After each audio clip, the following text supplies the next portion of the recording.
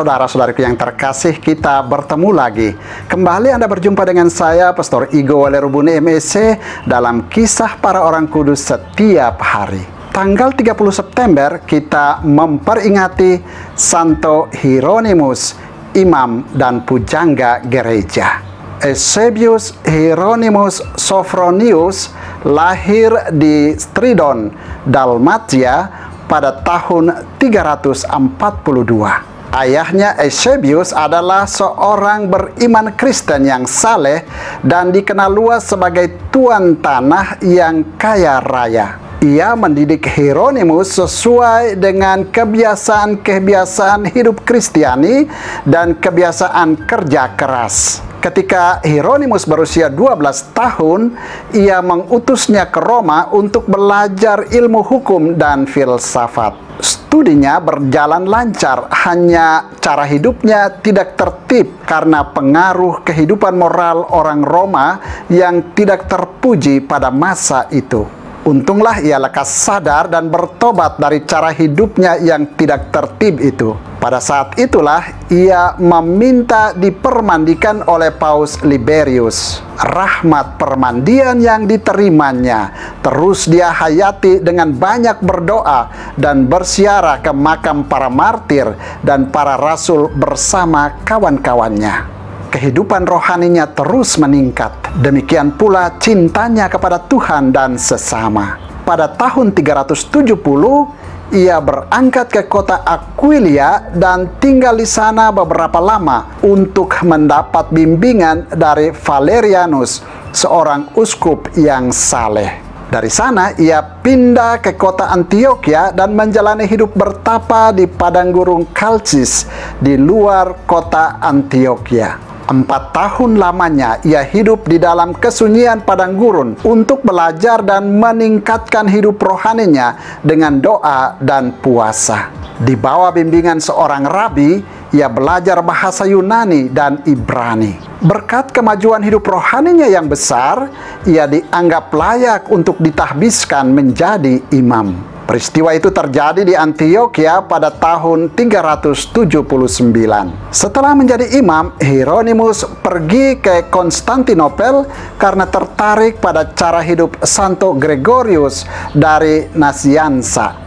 Ia memperoleh banyak pengalaman dari Gregorius bagi peningkatan hidupnya. Hieronymus kemudian berangkat ke Roma dan di sana ia menjadi sekretaris pribadi Paus Damasus. Karena pengetahuannya yang luas dan mendalam tentang kitab suci dan kecakapannya dalam bahasa Latin, Yunani, dan Ibrani, Hieronymus ditugaskan oleh Paus Damasus untuk membuat terjemahan baru atas seluruh isi Alkitab dari bahasa Yunani dan Ibrani ke dalam bahasa Latin. Untuk menunaikan tugas suci itu, ia pindah ke Bethlehem, tempat kelahiran Yesus.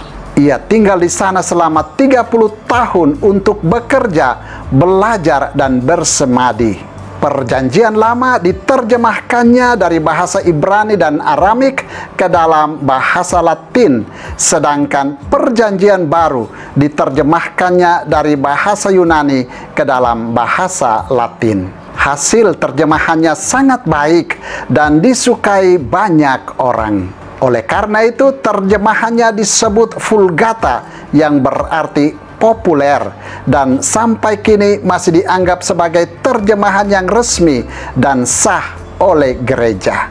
Selain terkenal luas karena hasil terjemahannya, Hieronymus juga dikenal luas sebagai seorang pembela iman dari berbagai aliran bid'ah dan pembimbing rohani.